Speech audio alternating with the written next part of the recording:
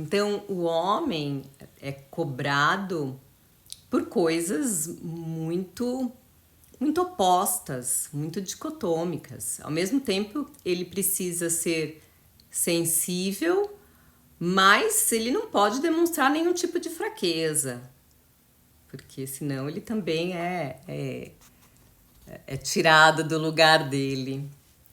O homem, pelo menos do que a gente vê nas reclamações, ele fica desperto, ele fica confuso com essa necessidade de encontrar o lugarzinho dele, sabe assim, de encontrar qual que é realmente o meu papel, como é que eu vou me adaptar a isso.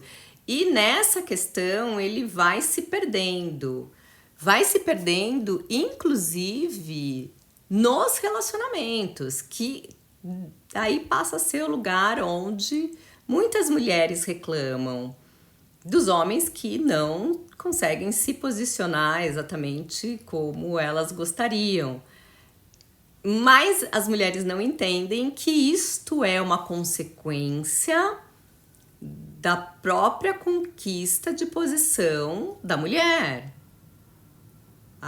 Aquilo que é por exemplo, do empoderamento, eu não gosto dessa palavra mais, porque eu acho empoderamento impossível, mas isto que é considerado aí pela sociedade como empoderamento feminino, traz consequências aos olhos da sociedade, dos homens.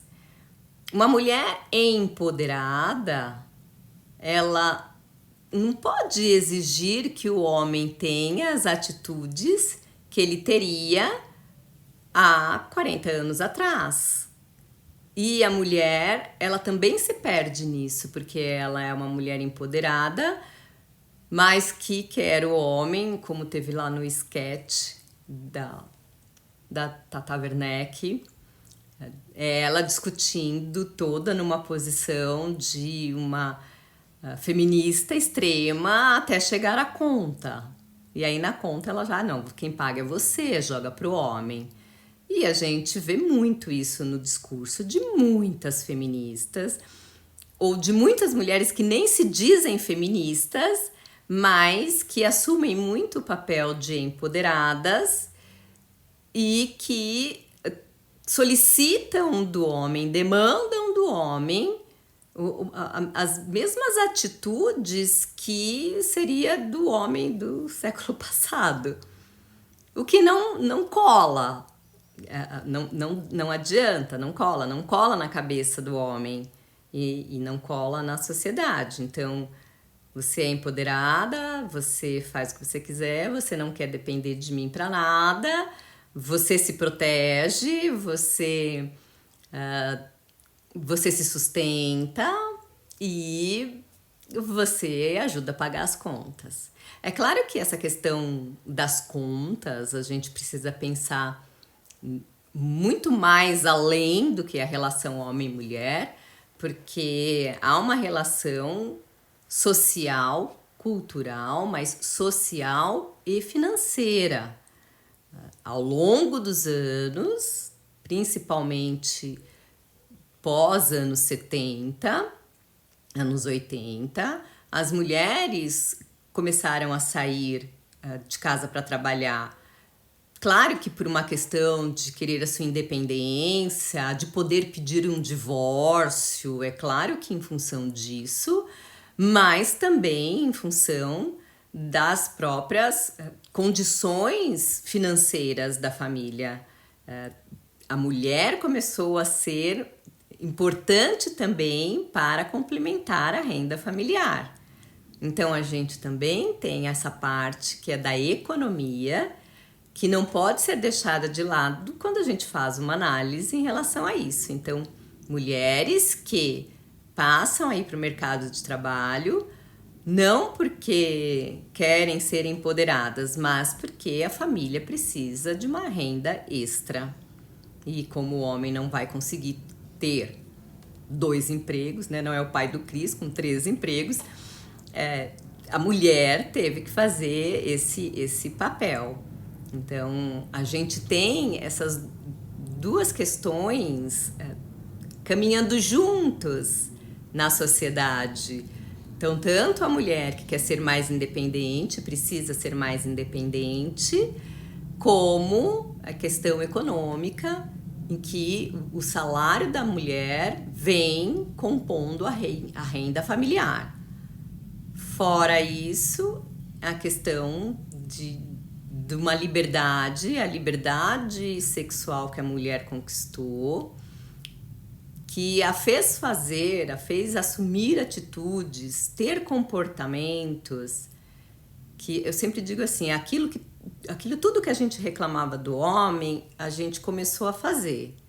Então, tudo que a gente achava que era horrível que o homem fazia, sair para beber, chegar bêbado, sair com um monte de gente, relação sexual à vontade, meio que de uma forma irresponsável com relação a si, ao seu comportamento, com relação à sua família. A mulher começou a fazer igual, né? Na realidade, olha a inveja do pênis, sinto muito para quem não acredita, ou para quem acha que não existe. Isso significa a inveja do falo. Eu quero o poder que o homem tem. Não é uma questão de igualdade de direitos no sentido de, eu quero votar como homem. Não, eu quero poder fazer aquilo que o homem faz. Inclusive ter esse comportamento que tanto a gente reclamava, tanto a gente detesta até hoje, tanto a gente queria se desvencilhar. Quantas mulheres lá nos anos 80 não puderam pedir um divórcio porque dependiam totalmente do homem, e se elas fossem entrar no mercado de trabalho, de repente ali uma mulher que sempre cuidou de casa, com 40 anos vai entrar no mercado de trabalho, imagina isso nos anos 80, não seria uma coisa simples, com certeza o salário dela seria extremamente reduzido, e ela tinha que aguentar um homem que ia para as baladas, que bebia, que ficava com os amigos na sexta à noite, no sábado de manhã, pro churrasco, no domingo por causa do futebol, e essa mulher, ela ficava ali cuidando da casa, dos filhos, os filhos iam embora, né, iam crescendo, iam saindo de casa, e essa mulher foi aguentando esse homem, até que esse homem, em geral, né, ficava doente, e quem cuidava era essa mulher. E aí hoje em dia estão querendo tirar a possibilidade da mulher ser uma herdeira necessária, o que é um absurdo, porque isto ainda acontece. A mulher não necessariamente ficando em casa o tempo inteiro, mas ainda uma mulher que não pode assim, porque foi um alinhamento entre ali o casal, a mulher trabalha menos ou tem um emprego que exige menos, porque ela ainda cuida da casa, da família, e quando o marido fica doente, ela é que cuida desse marido. E se esse marido é um marido que aprontou a vida inteira, como é que vai dizer que essa mulher não tem direito às coisas dele? Do mesmo jeito do homem, tá? Assim, de repente, a mulher é que ficou doente, o homem é que muitas vezes teve que abandonar algumas coisas, né? Tem muitos homens que fazem isso, abandonam, não o trabalho especificamente, mas abandonam algumas promoções, porque precisam cuidar da mulher que está ali, acamada. Então, é um homem que deixa de viver parte da sua individualidade, deixa de ter um almoço entre amigos, ou mesmo ter um happy hour. Não é o problema de ter um happy hour, não é esse problema, para cuidar da mulher. E aí, nessa nova legislação que querem aprovar, também não teria o direito, né, à herança dessa mulher. Bom, mas aí é uma outra questão mais jurídica aí, na profundidade do jurídico, que a gente precisa conversar, né, a respeito disso. E se fala muito, né, em relação aos segundos casamentos, aos terceiros casamentos, que a mulher passa a ser herdeira e que o homem, de repente, construiu tudo. Se ele construiu tudo com uma ex-mulher, essa mulher já no divórcio já teve direito àquilo que ela tinha. Mas em relação aos filhos, né? Filhos, muitos desses que não participam da vida de segundo casamento, terceiro casamento, novamente, tanto com homens como com mulheres. E também não importa, assim, se de repente o homem, num determinado momento da vida, se entendeu como homoafetivo, casou com outro homem, ou se a mulher, que num determinado momento da vida se entendeu como homoafetivo e casou com outra mulher. Muitos filhos acabam não participando, preferindo não participar. Muitos filhos acabam não ajudando na questão de doenças, então não participam dos cuidados. Não participam dos cuidados nem assim, olha, precisa comprar remédio? Peraí que eu vou comprar, vou ajudar financeiramente. Não participam de absolutamente nada. E na hora que, né, uma das pessoas falece, seja o pai ou seja a mãe, eles simplesmente solicitam a herança. E muitas vezes não querem nem pagar o inventário. Mas também, né, uma questão complicada essa. A nossa questão aqui é pensar na masculinidade, né? Uma das coisas que a gente primeiro pensa quando fala do homem, da masculinidade, é a relação entre a violência e a maldade. E aí fica, será que o homem é realmente mais violento do que a mulher? Será que o homem é mais maldoso? E aí, indo um pouco mais, né? Será que o homem é mais abusivo? Visto, principalmente, aquele discurso de que todo homem é um potencial agressor, é um potencial estuprador, é um potencial violento máximo com relação à mulher, com relação aos filhos. E eu sempre me pergunto, será que é? Porque a mulher também é potencial. Quando a gente fala de potencial, a mulher também é.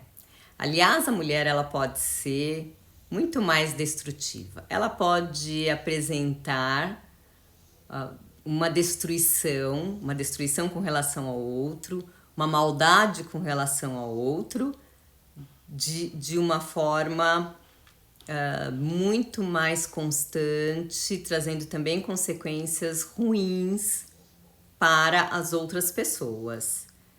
Por exemplo, quando a gente fala de violência, de abusos das crianças nas escolas, em geral, a gente está falando de mulheres que cometem isso. Então, a gente vê casos, né, que ainda mais quando tem filmagens, são mulheres que estão batendo nas crianças, chacoalhando as crianças, às vezes abusando sexualmente das crianças.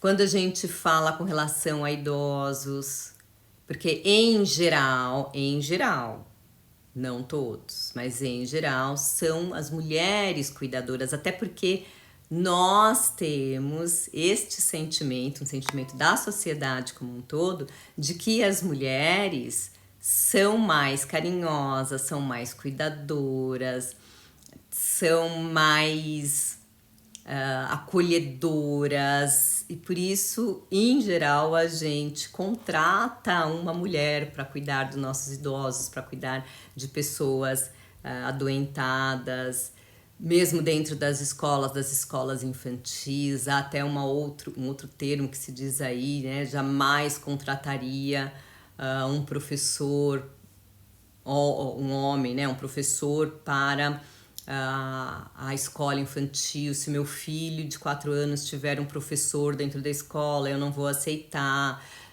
Jamais contrataria ou permitiria que meu filho fosse dado banho ao meu filho por um professor, mesmo na escola de natação, o professor não vai poder encostar no meu filho.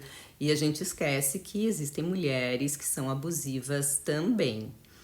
Então, a gente precisa pensar um pouco sobre quanto de preconceito a gente tem, acreditando que a mulher, ela é sempre mais boazinha.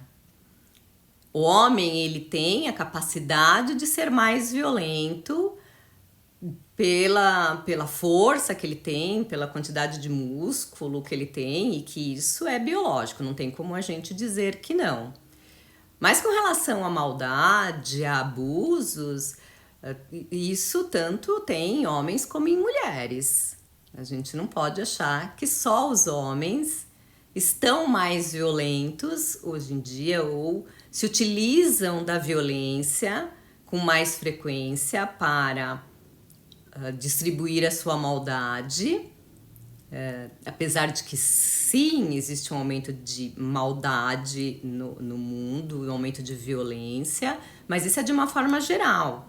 Não é exatamente do homem contra a mulher. É do homem contra o homem, do homem contra a criança, da mulher contra o homem, da mulher contra a criança, ou seja, de pessoa contra pessoa. O homem que acaba sendo violento, o que a gente acha que está sendo violento porque ele não consegue simbolizar a dor, isso é uma verdade de certa forma, mas isso não é sempre. Muitas vezes o homem que não consegue simbolizar a sua dor através da fala, através de alguma outra coisa, através de uma luta, tanto ele pode jogar essa dor através de uma destruição, de uma violência, de uma agressão, tanto ele pode fazer isso para o mundo externo, como ele pode fazer isso contra si mesmo. E aí ele vai fazer isso contra si mesmo, não só suicídio, mas também com relação a tudo aquilo que vai fazendo a autodestruição. Bebida, drogas, vícios em gerais, a relação que se tem, por exemplo, com carros e motos. Então, de repente é um homem que pega estrada sempre, então ele vai aumentando a velocidade, assim, meio que numa tentação à autodestruição. Então, o homem, ele demonstra isso, ele tem uma dificuldade maior na fala e demonstra isso tanto numa agressão voltada para o mundo externo, voltada para o objeto, como para uma autodestruição. Então, muitas vezes, o homem que não consegue dizer aquilo que sente, ele não consegue conversar, ele não consegue expressar, mas ele também não é o homem violento de bater nos outros, vai se autodestruir ou vai endereçar essa violência para aquilo que não tem nada a ver. Por exemplo, vai ficar arrumando briga no trânsito, ou arrumando briga com outras pessoas que não tem nada a ver com a questão dele, né? Com a questão que diz dele.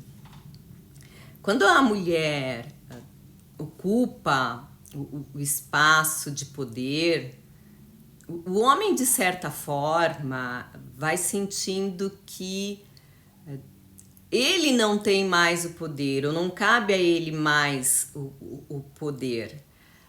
Principalmente quando toda a sociedade está dizendo para ele, não, você não tem direito. Você não tem direito à escolha, você não tem direito ao poder no sentido, inclusive, de se manifestar na sociedade. Não é um poder no sentido de que ele está em um alto cargo, é o poder no sentido de se manifestar na sociedade. Então, você é homem, você fica quieto. Você é homem, você já não pode mais fazer aquilo que você achava que você podia fazer. E, inclusive, isso dizendo do papel do homem como provedor.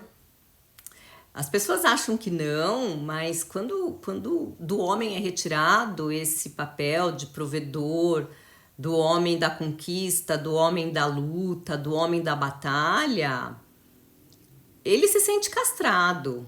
Como a gente fala em psicanálise, é um corte fálico. É como se ele tivesse perdido o seu falo ou na iminência de perder. Muitas vezes a violência que aparece do homem contra a mulher tem a ver com esse corte fálico, tem a ver com essa não identificação mais com aquilo que o constituiu enquanto homem. Ele perdeu tudo aquilo, ele já não exerce mais uma posição de protetor, provedor, o cara que batalha, o cara que luta, o cara que tem obrigação de suprir a família, de sustentar a família.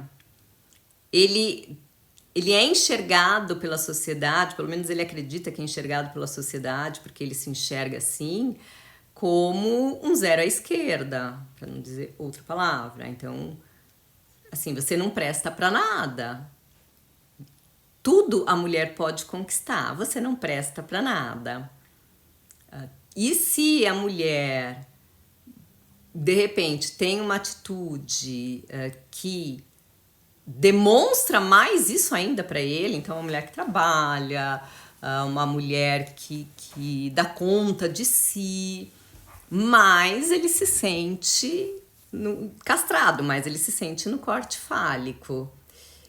E ele pode, de repente, usar a violência como uma forma de retorno a essa masculinidade. Então, a masculinidade perdida ou sentida como perdida. Então, a masculinidade sentida como perdida, que na psicanálise a gente pode dizer que foi um corte fálico, quer dizer, o homem não mais como o homem que ele se referenciou, né? Ele teve como referência uma determinada posição de homem, que foi dado pela própria sociedade, pela própria mãe, né? Deu ali como referência o que é ser homem. Ele se perde nisso e ele fica perdido na sua própria identificação. Então, o homem pode sim acabar usando de violência, não que seja certo, mas ele pode sim acabar usando de violência como uma tentativa de recuperar aquilo que parece ter sido perdido. A masculinidade, o poder, o lugar de quem deve ser o protetor, provedor. Então, muitas vezes esse aumento de agressividade com relação à mulher pode ser analisado através do corte fálico, do homem que já não pode ou já não consegue mais ter como uma identificação forte a identificação masculina que o constituiu. E aí, se não mais aquilo serve, não mais aquilo funciona, de repente, a forma dele expressar essa não identificação, né, essa perda de identificação através da violência. E sim, justamente porque ele não consegue simbolizar de uma outra forma, não consegue falar, não consegue partir para uma outra coisa, claro, uma outra coisa saudável, como participar de uma luta, ou mesmo xingar no estádio de futebol, né? Ali é o lugar ainda que se pode xingar bastante, mas ele não consegue simbolizar isso e jogar para uma outra coisa minimamente saudável, para não agredir a mulher ou não se autodestruir. Falei do futebol, e eu sei, sim, existem as brigas nos estádios, e aí, de alguma forma, também tem a ver com essa identificação, porém, tomada pelo próprio time, né? Do homem que se identifica imediatamente com o time junto. Então, ele é não sei, ele é o comerciante, ele é o metalúrgico, ele é um professor, ele é seja lá qual for a profissão dele, mas ele é corintiano, ele é São Paulino, ele é palmeirense. Estou usando os times de São Paulo porque eu sou de São Paulo. Ele é isso. Então, a parte do time faz parte da sua própria identificação enquanto sujeito, enquanto ser na sociedade. Por isso é tão importante para ele que aquele time que o compõe enquanto sujeito esteja sempre na frente. E aí toma-se o outro como inimigo. Esse outro como inimigo é o outro da outra torcida, é o outro, às vezes, o próprio jogador do time dele, que não alcançou aquilo que deveria ser, é o juiz no campo. Então, tudo aquilo, ou todo aquele, toda situação que pode tirar da gente um ponto de referência de quem a gente é, um ponto de referência da construção da nossa identidade, quando a nossa identidade está mais fragilizada, a gente toma esse outro como inimigo. Assim a gente vê no futebol e assim a gente vê atualmente na ideologia, na política, onde o outro, ele é um inimigo porque ele pensa diferente. E internamente, o que tem pra gente é que essa diferença não é só uma diferença no pensar ou numa escolha. É uma diferença que tira de mim a minha referência como sujeito, como ser. É como se o outro pudesse arrancar de mim uma parte de mim mesmo. Então eu preciso exterminar o outro, eu preciso aniquilar o outro. Muitas vezes nesse jogo, o homem que não consegue ser forte na sua identidade, ou mesmo nas competências que tem, ele acaba tentando utilizar a força para garantir este lugar. E aí, seja com relação à mulher, seja com relação às pessoas que trabalham com ele, seja com relação a outro time de futebol, seja com relação às ideologias, seja com relação à política. Então, o homem, e aí não só o homem também, né? Todas as pessoas que têm uma identidade mais fragilizada por N questões, onde as suas referências de identificação vão sendo reduzidas ou vão sendo inferiorizadas, ou mesmo não foram bem estabelecidas desde a infância, são pessoas que mais facilmente olham o outro, que é diferente de si, como um inimigo que vem arrancar delas aquilo que lhes resta como o poder dizer quem sou eu, como a constituição do seu próprio ser. E mais facilmente também essas pessoas se juntam a grupos com o mesmo tipo de pensamento para fortalecer essa sua identificação. Então, seja no futebol, na ideologia ou na política, nós temos pessoas que se juntam ao grupo e ficam na bolha, porque o grupo é o lugar de sustentação de um eu que de repente vai perdendo as referências, ou porque essas referências já não foram constituídas de uma forma bem fortalecidas, ou porque essas referências foram se perdendo. E aí esse sujeito busca o grupo para retomar, né, essa identificação e facilmente olha o outro como um inimigo a ser aniquilado. Dentro da questão dos homens, há uma outra questão, né, onde a gente percebe que tudo que tem se falado com relação aos homens, as legislações, tudo isso que se repete como o homem é um potencial agressor, todo homem é misógino, é uma misoginia estrutural. Numa briga, o homem é sempre a parte ruim da relação. Tudo isso faz com que o homem acaba sendo estigmatizado, mas de uma forma muito ruim. Porque existem homens bons. Não são todos os homens que saem na rua para ver se encontram alguém para bater. Ou casam-se ou namoram para ter alguém para espancar todo dia.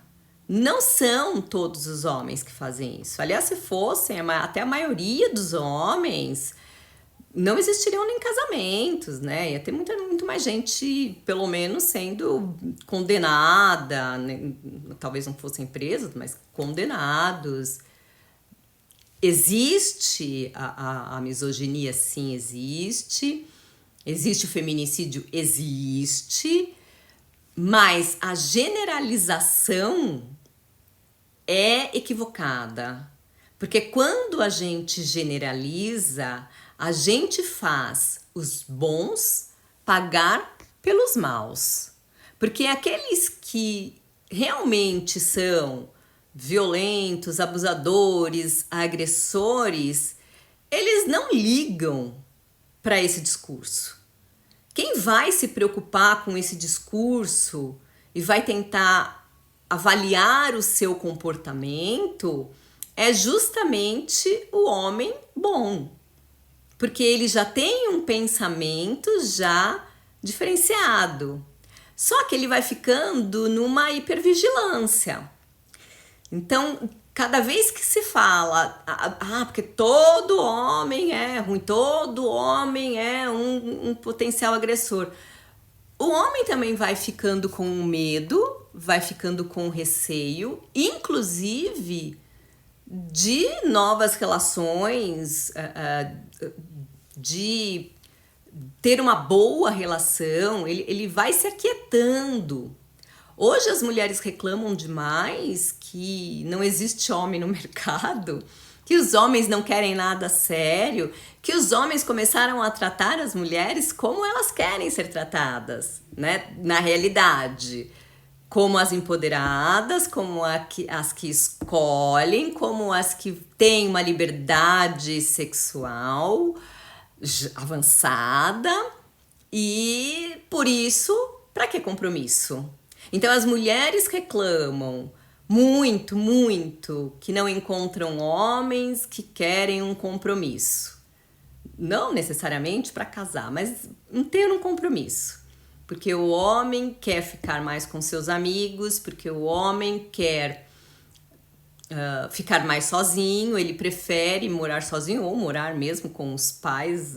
Hoje em dia não importa se ele tem 40 anos, ele está morando com os pais. É mais fácil, porque de repente esse homem, e esse homem, eu tô dizendo de um homem bom, ele se mete numa relação, e se mete numa relação muitas vezes com muitos dedos, qualquer coisa que ele falar pode ser tomado como uma agressão contra a mulher. Qualquer coisa que ele falar pode ser tomado como uma posição tóxica, uma masculinidade tóxica.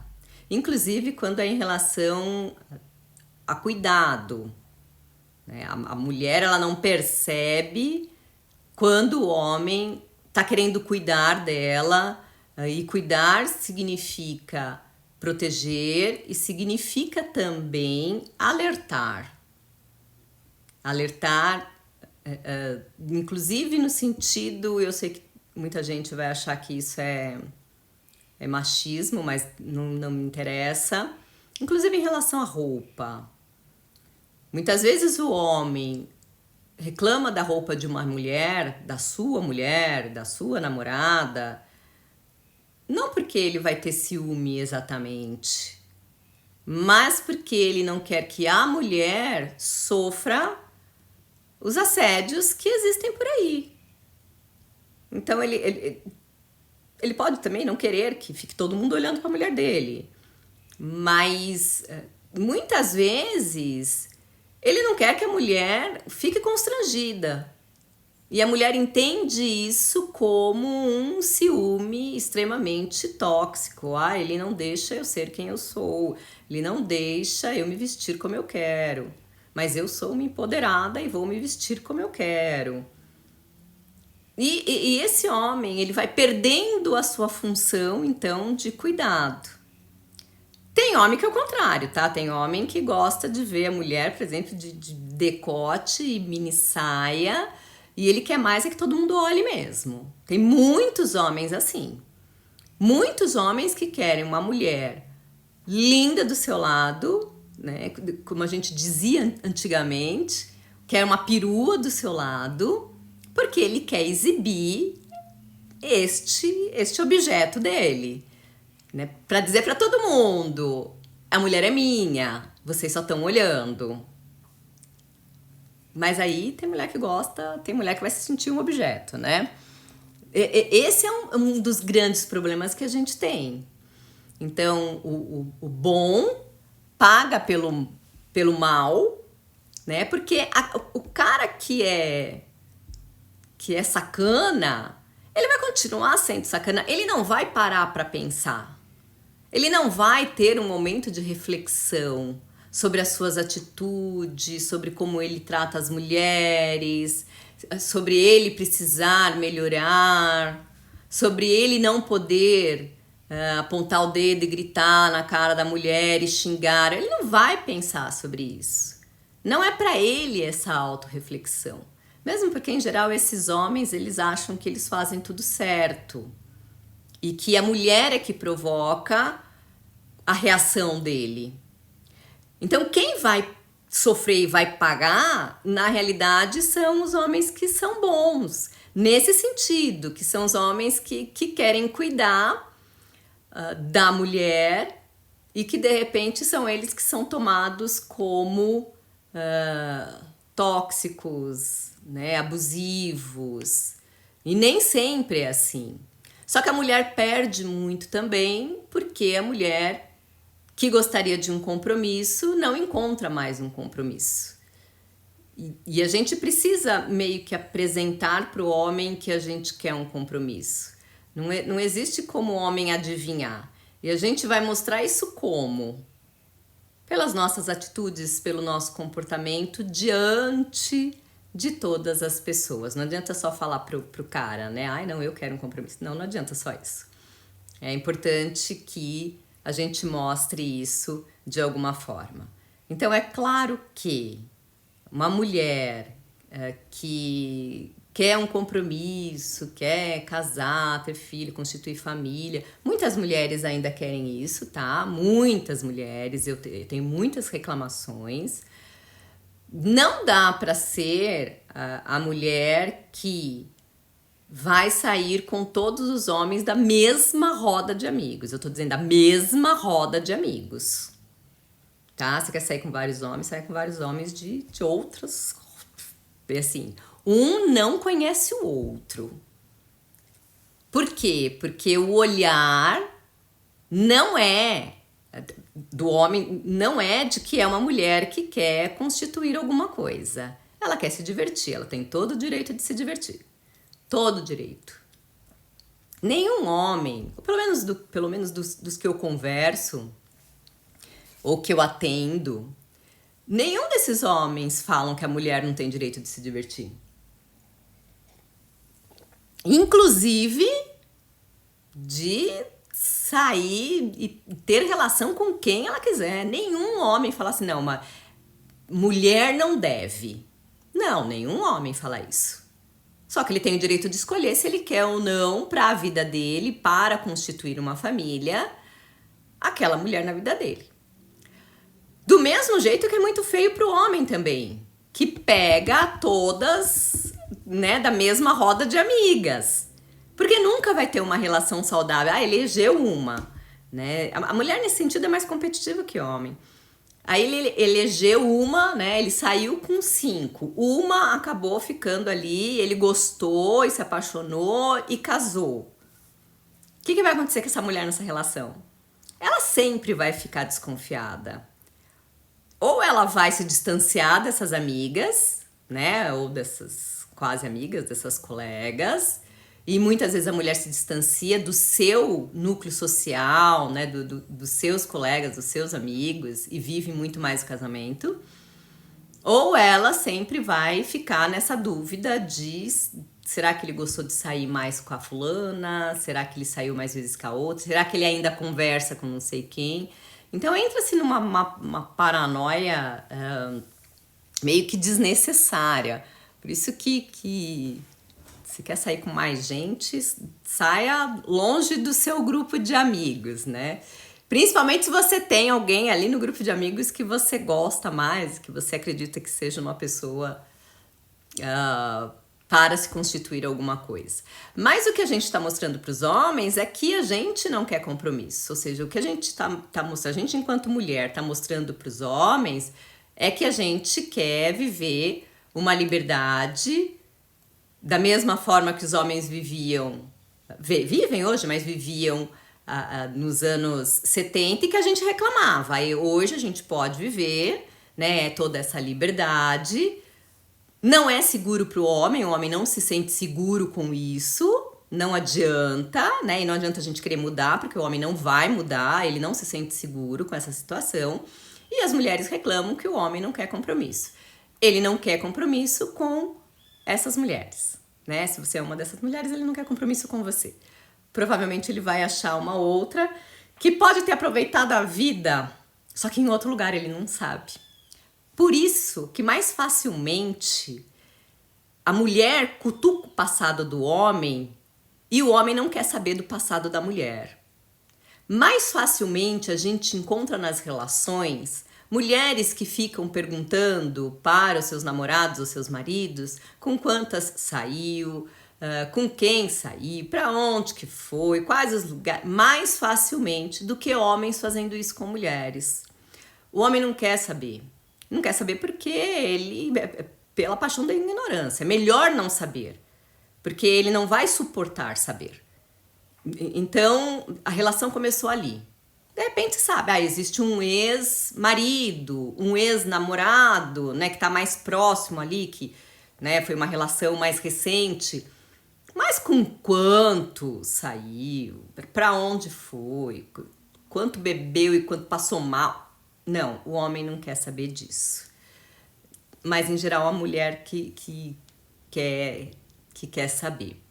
Então, quando a gente começa a criticar de uma forma generalizada, a apontar de uma forma generalizada todos os homens como sendo potenciais agressores, potenciais abusivos, a gente atinge a consciência da pessoa errada. Porque o abusador mesmo, aquele que é violento, ou o narcisista, ele não vai estar nem aí para aquilo que dizem. Ou dizem dele, ou dizem de uma forma geral. Aliás, ele vai concordar com você. É mais fácil ele ser o cara que vai fazer um post contra a misoginia. Mas a gente vê a agressão dele na hora que ele fala. Ele fala que os olhos ficam esbugalhados. Parece que tá babando de tanto ódio. Mas ele tá falando a favor da mulher. Como assim? Se um homem, de repente, vai num podcast, faz um post e ele tem uma atitude agressiva, mas está falando de que não pode a misoginia, de que é absurdo o feminicídio, a misoginia, mas ele demonstra na atitude, na fala, uma outra coisa. Será que realmente esse homem faz uma reflexão? Ou ele faz uma reflexão que serve só para as palavras que ele diz e não para o seu comportamento? Então a gente também tem que tomar cuidado com isso. Porque às vezes a gente vê pessoas que defendem as mulheres, homens que defendem as mulheres, mas mesmo mulheres que defendem as mulheres. A gente viu há pouco tempo uma agressão de uma mulher contra uma outra mulher. Aquilo que a mulher falou, né? Eu te todinha, é uma agressão à mulher, feita por uma outra mulher. E que a gente não viu tanto abalo, mas se fosse uma outra pessoa, principalmente de um outro espectro ideológico, essa pessoa ia sair dali algemada. Não ia sair algemada porque aquilo é gravado, mas com certeza iam bater na porta dela no dia seguinte, para ir para a delegacia prestar esclarecimento. Ainda que não seja um assédio sexual, porque para ser assédio precisa estar numa posição hierárquica diferente, mas foi uma agressão para aquela outra mulher, que eu acho que nenhuma de nós gostaria de receber na rua, num lugar ali onde de repente você tá com as suas amigas, alguém que passe e fale para você, nossa, todinha. É de uma agressão, é de uma ofensa, de uma invasão absurda. Mas, infelizmente, em função de toda a nossa política, a gente não viu defesa dessa com relação a essa moça que sofreu isso. Então, por isso que eu digo, muitas vezes aquele que se diz defensor, na realidade, pode mais facilmente cometer um abuso e justificar o seu abuso como foi sem querer, né? Foi só uma brincadeira, ela que entendeu errado, imagina, jamais faria isso. É um problema. A questão é que o homem que é mais ético, que é um homem bom de coração, que quer constituir alguma coisa, ele vai se retirando por medo mesmo. Ele vai se retirando porque ele acredita que daqui a pouco ele pode sofrer alguma coisa. Ele prefere ficar sozinho ou só com os amigos ou com a pornografia do que ter um compromisso. Enquanto aquele homem mau, né, o homem mais inescrupuloso, ele vai continuar na sua atividade. Os homens que seriam para compromisso, aqueles que gostariam de ter um compromisso, eles vão sumindo, né, das relações sérias e vão sumindo, assim, vão ficando em outros lugares e vão tomando a mulher como uma relação, só uma relação passageira, né, ali que encontra em algum lugar, ou que faz parte ali dos amigos e vamos nos satisfazer e não quer mais o compromisso mesmo, porque precisa ter essa primeira passagem, né, de vamos nos conhecer. Então ele também desacredita das mulheres. É um homem que não confia mais nas mulheres. Esse pensamento generalizado que se faz contra o homem, e aí faz com que homens bons que gostariam de ter um compromisso se afastem e os homens maus, que são abusivos, continuem, faz com que os homens que gostariam de ter um compromisso fujam da possibilidade de um compromisso. Então, homens bons que fariam uma reflexão sobre esses novos posicionamentos, o homem bom, o homem que gostaria de um compromisso, que não está no mundo para agredir as mulheres, ele sofre por causa dos outros, ele faz a autorreflexão, e na autorreflexão o que ele vê é melhor se afastar. É melhor não criar vínculo nenhum com nenhuma mulher. É melhor estar distante. Então, de alguma forma, o mercado e principalmente a posição da mulher facilitou esse novo posicionamento de um homem que tem acesso a sexo facilmente, mas que não tem o peso do compromisso. As mulheres tornaram as relações superficiais. E não adianta a gente achar que não. Porque sim, foram as mulheres com as suas conquistas, com o fato de a gente querer ter esta liberdade. A gente tornou as relações superficiais. E isso acomodou o homem, né? Tem acomodado pelo menos o homem atualmente, porque ele não quer ter nenhum risco. Ele não quer passar por nenhum problema, ele não quer ser indiciado sem ele ter feito nada.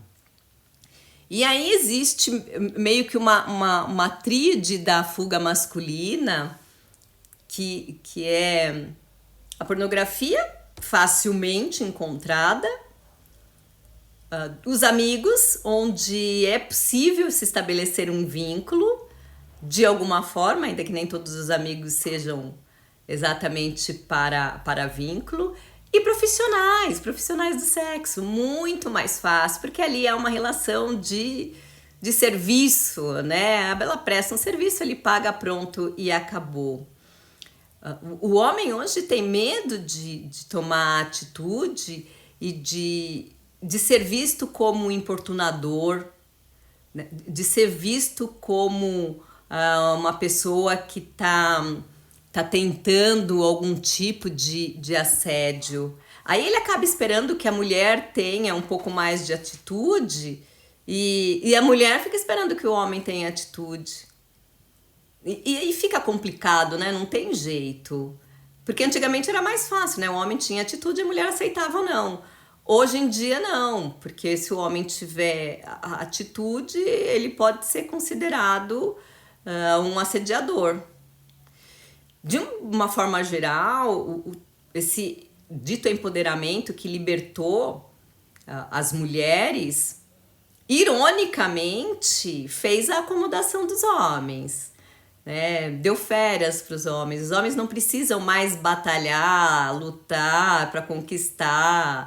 Inclusive, nas relações, assim, o homem não precisa mais ter tantas atividades para conquistar alguma coisa com relação a uma mulher. Não é mais aquela coisa para conquistar, vou primeiro conversar, não sei por quantos dias, depois a gente vai sair para jantar, não sei quantas vezes, depois vai num cinema, ou vai não sei... Não, ficou muito mais fácil hoje. A mulher quer tomar a frente, num paradoxo absurdo, né? Porque a mulher ela quer tomar a frente, mas ela quer que o homem tome a frente, mas que parece que seja a frente que ela que tomou. meio maluco. A mulher faz todas as coisas, resolve tudo, e ao homem fica uma espécie de regressão a uma infância eterna, né? Então, se a mulher não tomar atitude, eu também fico aqui e fico quietinho. Vai desde de não pagar a conta, que foi o sketch lá que foi engraçado, mas indo mais profundamente, esse não compromisso, não mais construção da família, não aproveitar as coisas com uma parceira, e de alguma forma muito mais facilmente fugir da responsabilidade.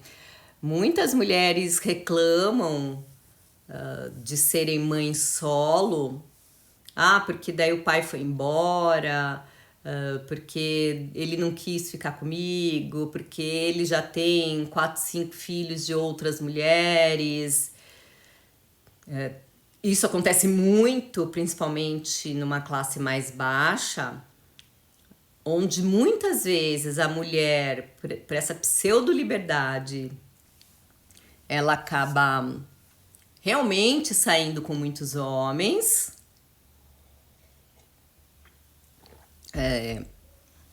não se cuidando, lembrando que nos postos de saúde, que eu acho que hoje em dia tem outro nome, mas tanto a distribuição de camisinha como a distribuição, meio que uma distribuição de anticoncepcional. Qualquer um pode ir lá e pedir.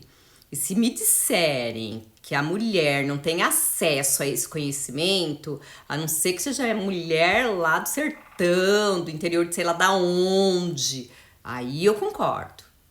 Porque se a gente vai falar das comunidades que giram em torno das grandes cidades, não dá pra gente dizer isso. São mulheres que têm telefone celular, que têm iPhone ou mesmo um outro e que têm acesso a muita informação. Nas escolas se fala isso.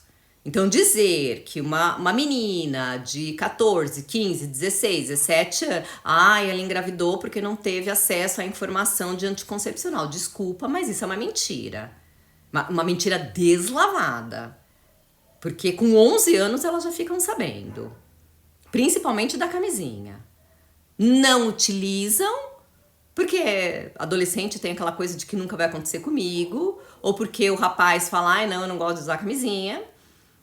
Mas ela tá ali atrás da sua liberdade, da sua satisfação, do seu prazer, ok, que vá.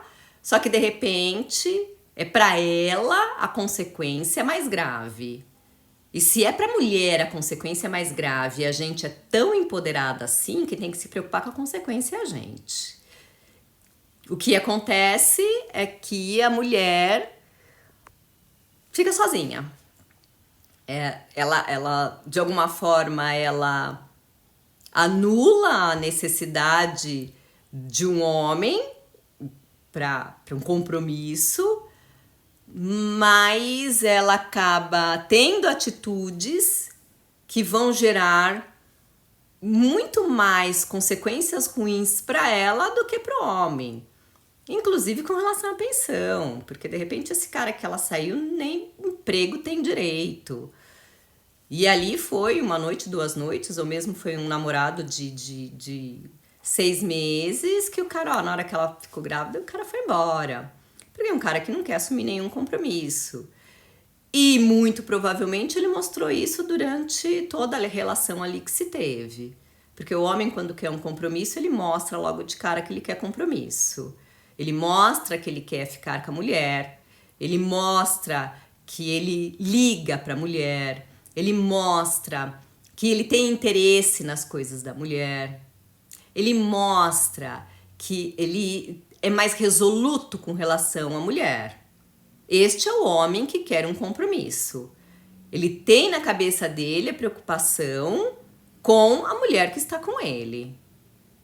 Seja namorado, seja marido, seja o que for. Tanto é que a gente fala que o homem que quer mesmo ficar com você, ele vem atrás. Agora, quando o homem, ele tá com você, mas os amigos têm o futebol, tem outras coisas que são prioridades na vida dele, e ele não se preocupa com você em momento nenhum, então pergunte-se se realmente ele quer um compromisso com você. Porque talvez não. E aí, de repente, tudo que você tá fazendo para ele, né? Muitas vezes se submetendo a coisas que você não gostaria, isso não vai valer de nada. Porque ele não vai te dar valor só porque ele tem muito ciúme e mandou você não usar mais a saia que você usava. Ele tem ciúme e não quer mais que você trabalhe. E aí você deixa de fazer essas coisas, ele tem muito ciúme e não quer mais que você fique com as suas amigas. Você deixa de fazer as suas coisas, mas ele continua vivendo. Por isso que eu falei, quem faz a autorreflexão é o cara que é bom, que quer um compromisso. Porque esse, não, ele não vai fazer uma autorreflexão. Ele continua achando que ele tem o direito de não levar o compromisso a sério, de achar que a mulher é um objeto dele, que tem que estar ali só esperando por ele, na hora que ele quer, ele liga e fala, né, vem, e para ele a prioridade é outra coisa. Então, a gente precisa ser mais inteligente, não somos empoderadas, então sejamos mais inteligentes, porque a consequência ruim se torna voltada mais para a mulher. A gente vai percebendo que a saúde mental dos homens também não tá assim maravilhosa. Então, tantas mulheres estão com questões relacionadas à saúde mental, como os homens estão. Não pensem que os homens estão bem, tranquilos, tá tudo muito sossegado para esses homens. Não. Os homens estão vivendo um momento de conflito muito grande. Alguns dados apontam que 80% dos são cometidos por homens. Muito mais porque o homem não fala, né? Ele tende a não se expressar, a não colocar para fora de uma forma simbólica, através da fala, aquilo que está conflituoso, em sofrimento, aquilo que está machucando. Então, mais facilmente, ele vê na autodestruição a solução para os seus problemas. Mas isso não é só. A gente também tem um divórcio mais facilitado. Então, casa-se e se divorcia, casa-se e se divorcia. E aí a gente precisa pensar novamente na questão do compromisso, tanto do lado do homem como do lado da mulher. E grande parte dos divórcios, eles são solicitados por mulheres. A gente fala assim, e clinicamente isso aparece muito, a mulher decide, e quando ela decide, né? Ela decide o divórcio. Muitas vezes ela decide o divórcio porque ela já tentou outras coisas e esse homem não correspondeu. Muitas vezes é porque o homem não tem coragem de pedir o divórcio. Então ele vai fazendo tudo aquilo que machuca a mulher para a mulher pedir o divórcio, porque ele não tem coragem para isso. E aí o divórcio hoje em dia é facilitado. Se você não tem filhos menores, não tem bens, você pode ir num cartório e fazer o seu divórcio.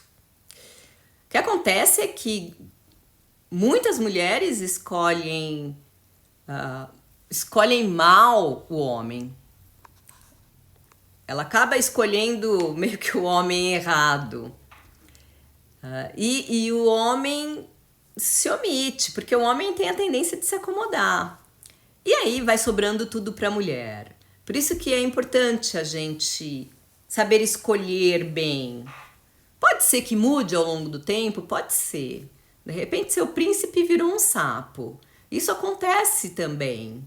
De repente, aquele homem que você casou, que queria um compromisso, que sempre foi atencioso, que sempre foi maravilhoso, por alguma questão, ele se transformou num sapo. Ele é o cara que parece que nunca quis compromisso, né? Ele se torna o adolescente da situação. E o que acontece é que ele vai fazendo aquilo que eu falei já, né? Assim, ele vai fazendo tudo, porque já que ele tá infantiloide, ele vai fazendo tudo para machucar a mulher, para ver se a mulher toma a atitude de um divórcio. Porque conversar com ele não dá, já que ele não conversa, ele acha que ele tá certo, e aí você vai vendo quanto foi desaparecendo aquele homem com quem você casou, mas ele não tem a atitude, ele não toma a atitude de dizer para você, quero me separar. Ele não tem essa atitude. Então, o que a gente tem percebido? Que os homens assumem menos a responsabilidade e a pressão de um compromisso mais sério. Eles não querem saber. E as mulheres anulando os espaços do homem, daquilo que faz com que o homem se sinta mais homem. Então, o que será que a gente deveria fazer? A gente deveria permitir que os homens ocupassem mais esse lugar. Talvez demandar um pouco mais desse homem para mostrar para ele que ele ainda tem lugar de força, de decisão, de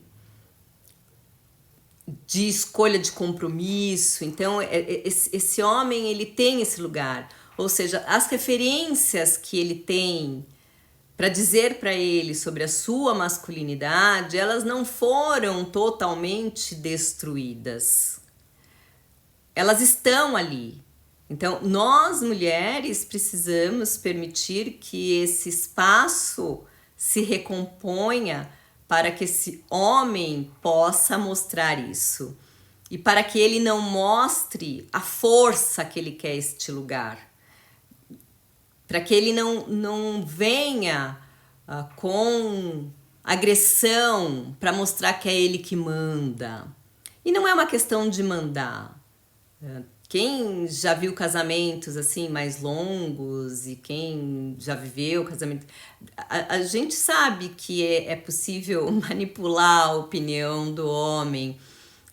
O homem, ao longo do tempo, numa relação, ele tende a perguntar tudo para a mulher. Ele tende a não decidir as coisas sozinho. Ele vai perguntar para a mulher. Isso é uma questão de compromisso, isso é uma questão de respeito, isso é uma questão de responsabilidade com a família. Então, o homem que tem isso, ele pode, às vezes no início, parecer um pouco mais, até um pouco mais resoluto para algumas coisas. Mas ele muito provavelmente, ao longo do tempo, ele vai perguntar para você. Ele vai perguntar, você acha que eu devo isso, aquilo? Recebi uma promoção, mas aí terei que trabalhar no sábado. Você acha que vale a pena? Porque ele precisa. Ele precisa dessa companheira que faz esse papel. Mas inicialmente ele precisa também acreditar que ele é o homem, o chefe, né? o provedor. E às vezes a gente vai passando por cima de tudo isso e não permite que o homem mostre este lado dele. Então a gente só quer aquilo que a gente quer, aquilo que é conveniente pra gente. Que ele seja sensível só na hora que a gente quer, que ele seja provedor só na hora que a gente quer, que ele tome decisão só na hora que a gente quer. E aí não existe uma conversa, não existe um consenso com relação a aquilo que está se apresentando na relação e com relação a esse homem que está se apresentando nessa sociedade. O que a gente percebe mesmo é que os homens estão ficando com muito medo de se aproximar das mulheres, estão preferindo não ter compromissos, principalmente compromissos sérios, longos, que as mulheres, com seu empoderamento, facilitaram esse movimento do homem, facilitaram essa atitude mais liberta com relação às relações sexuais, o que faz com que os homens se acomodem. Então não há mais necessidade de grandes conquistas, porque as mulheres estão aí e elas querem ser empoderadas, elas querem viver os seus prazeres e tá tudo bem, né? E aí estão de acordo. Só que daí o que a gente acha? Que não existe mais homem no mercado. E aí, você também sente que os homens têm mais medo, mais receio de chegar em vocês, de começar uma conversa, de tentar ali convidar para alguma coisa? Vocês também acham isso?